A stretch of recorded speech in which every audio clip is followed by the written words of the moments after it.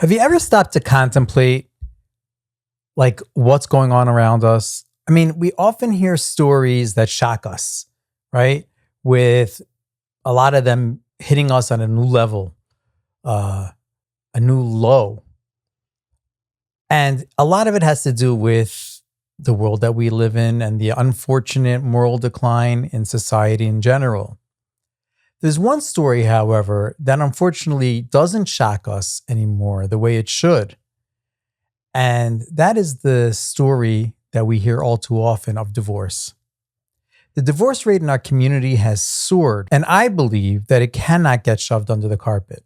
So today, that's what we're going to talk about. We're going to talk about the sanctity of marriage and what are some of the basic principles, in my view, that is allowing this marriage, the rate of marriage and the understanding of the concept of marriage to be in decline. My name is Daniel Ifra, LCSW, here on the Sainstorming Show, where we sainstorm ways, not brainstorm, but sainstorm ways to keep each other sane in a complex world.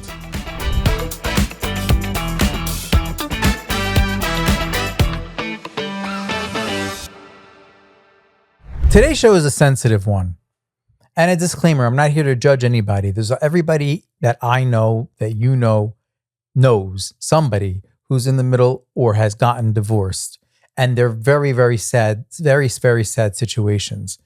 And there's no one answer to all those situations. But one thing I can tell you is that the more of these stories that we hear, the more immune we become, the more society falls into this culture that divorce is an absolute option. And that's what I want to speak to today. What I want to speak to today is some of the concepts that unfortunately have infiltrated us and led us to continue down this path. And it's very important for us to stop, check, to stop our tracks every once in a while and to put things in perspective. What marriage is supposed to be, what strengths does working on a marriage require? And what are some of the guiding light principles of this special union of marriage and the sanctity of marriage as a whole? Of course, you get those situations, those marriage situations where people get married and then they find something deep and dark about the other person that they didn't know. And then everything just, that's the immediate separation. And then things just start to fall apart. And there is that divorce after 3 weeks, or that one after 3 months that happens to be expecting a child. And it happens, and they're real. But as I said, and in a general sense, I want to talk about some concepts that we kind of forget about.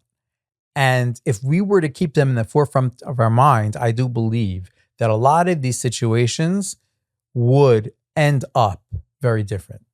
So let's talk about a number one thing that I see in today's day and age, and that is entitlement. People feel a tremendous sense of entitlement. I have the right to be happy. I have the right to get exactly what I was looking for. I have the right to find somebody that's going to match my concepts that I saw today on Instagram. And I may have that right. That is possible. We all deserve on some level to strive for happiness. Everybody, of course, wants a life of happiness and fulfillment and to be loved and to build a family. There's no question. And we all should strive for that. However, our life also has its challenges. And sometimes the challenge is that even when one of those ideals are being rattled, it still requires our hard work, our hard work and our resilience and the ability to be able to step up to the plate with that mindset with that mindset of stepping up to the plate and doing what needs to be done. When I have a certain sense of entitlement that I should be happy, I deserve this. This is not the lot that I signed up for.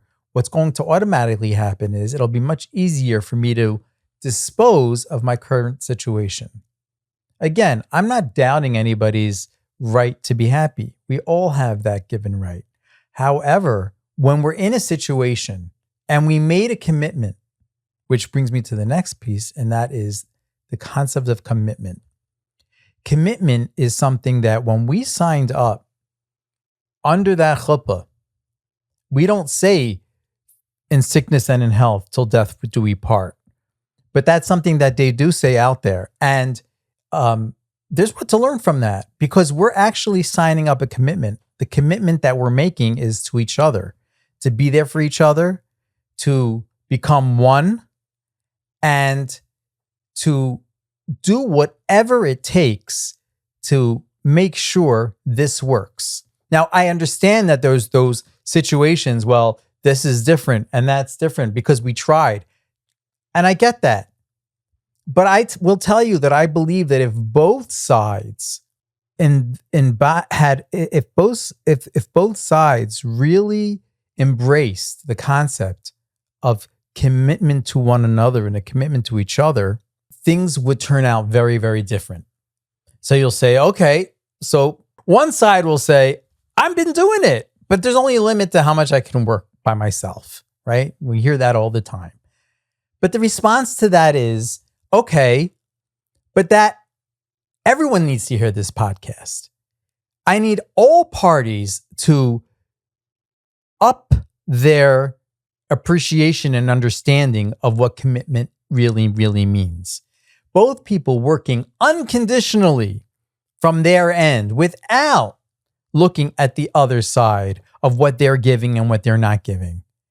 And when that happens, then we start to see a completely different dynamic unfold. So,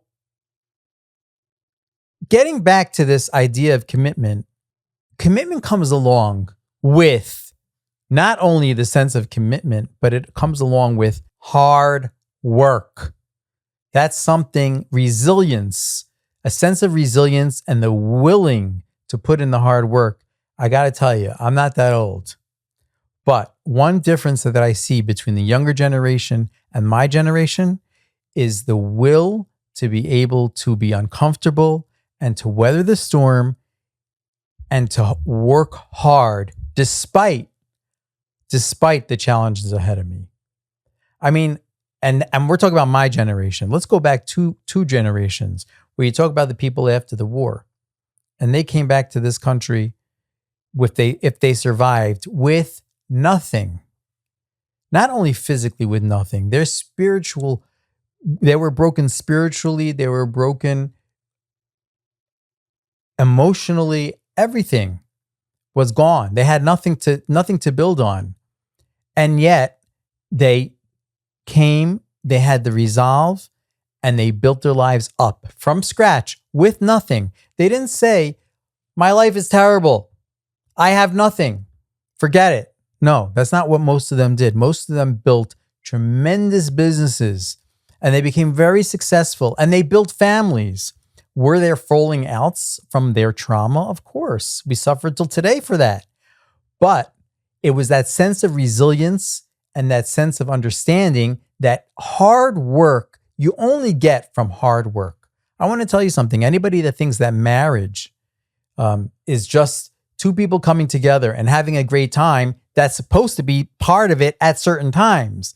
But a big piece of it is the commitment and the hard work and the patience over years and years of hard work. And if people are willing to put in that hard work for each other and not for themselves, but for each other, they're committed to one another, it's a different ballgame. And I think that that's lacking. And I think that that's something that is not spoken about enough. I know you've heard these concepts, and I know these concepts sound very lofty, but let me tell you the final idea: sacrifice. We are here to make sacrifices for our significant other, not for ourselves. If we both come in to the union understanding and believing that my goal here is for that person, and she comes in that my goal here is for his person, you can't go wrong. I want to tell you a beautiful vart that I heard from Reb Chaim Shmulevitz. Reb Chaim Shmulevitz says on the Gemara says that at a certain point, there was Shisha Miskasim Betalis Echad, 6 people that covered themselves with one talis. Says Reb Chaim Shmulevitz, what's the lesson of this Gemara? How do you have 6 people that cover themselves with one talis? Reb Chaim says that if you have 6 people that are pulling the talis to themselves, nobody's going to be comfortable. Everyone's going to always feel like they're missing the talis. But if you have those same exact 6 people that are constantly pushing the talis, pushing the covers to someone else, that person must be cold. And that person's pushing the talis, the quilt to someone else because he must be cold. You can have 6 people under that same quilt. The physics is the same quilt, but those 6 people will have a different experience. They'll be able to find the warmth under that one talis when the exact same other 6 people that were pulling the talis to them are freezing and angry and frustrated. And I think that that's probably one of the biggest things that's missing today in today's world of marriage. So, in a nutshell, am I telling you to do anything different when you hear that the person, unfortunately, down the block or a relative of yours is on the brinks? I think that's way too complex. Those situations are very, very individualized and complex. But what we can all learn from this is to strengthen ourselves, strengthen our marriages as a whole. And in turn, what will happen is society as a whole, we will put back the sanctity of what marriage really, really is. It's for 2 people to come together forever and ever, for life. Not because the D word is lingering in the, oh yeah, I can always get someone else. I can always get divorced. That is, I think, a big part of what's happening today. People just look at it like you have an out.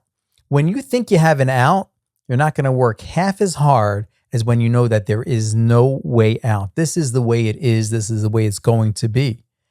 And that's really what commitment is all about. I'm committed doesn't mean I'm committed until something goes wrong and then I'm out of here. Commitment means I'm here for the long haul.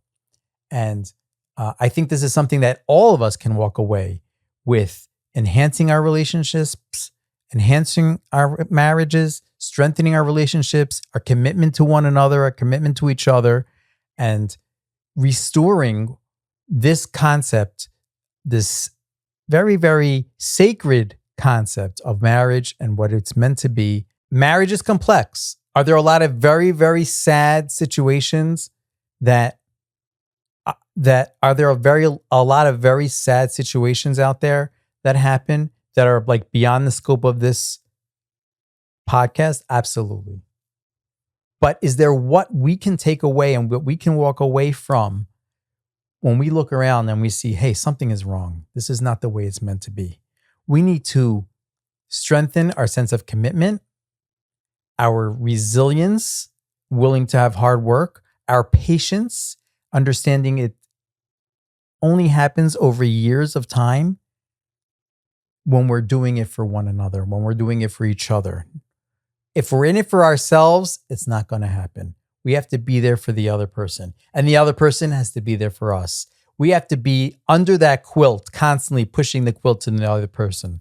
The more we're going to try to get for ourselves, the more our marriages are going to deteriorate. And that's really why the whole concept of why Hashem wants us to get married, because it's the one place that if a person continues treating themselves the way they treated themselves before they're married, that it's me, it's going to show up right away. There's that mirror right there. Oh no, you're not getting away with that. So this is the opportunity that we have.